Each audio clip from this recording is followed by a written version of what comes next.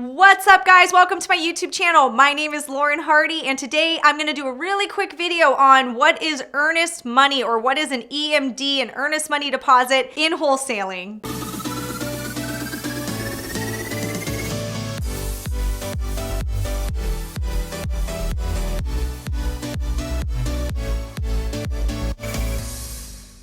So EMD stands for earnest money deposit, and really what it is it comes from a buyer in a real estate transaction, and it's showing that they have good faith. It shows that they have skin in the game, that they intend on completing this transaction.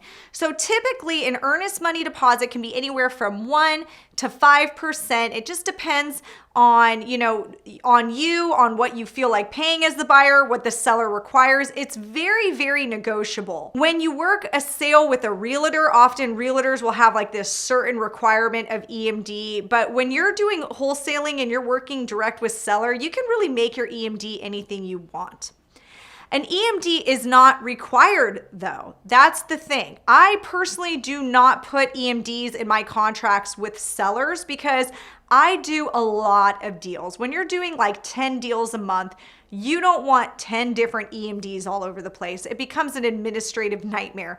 So I personally leave the EMD out in my contracts, and most of the time, the seller doesn't even know to ask for it.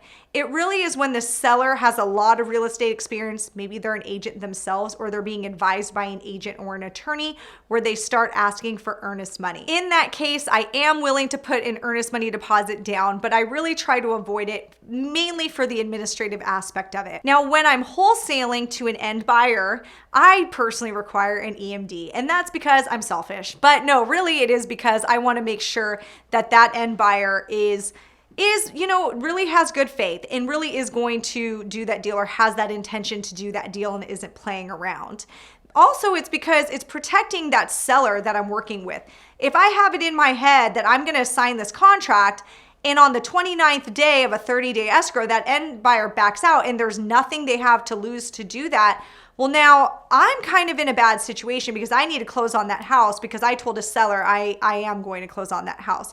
So I personally require an earnest money deposit from an end buyer for that exact reason. And again, sometimes it's $500, $1,000, anywhere from maybe 1 to 5% of the purchase price is fine. That it really depends on the property and the deal for me. So that's it, guys. Quick tip video. Hopefully you don't have any more questions about EMD, but if you do, make sure you put them in the comment section. If you guys want to learn a little bit more about wholesaling, I've got a free wholesaling mini course at laurenhardyco.com. All the links will be in the show notes. Thanks for watching today.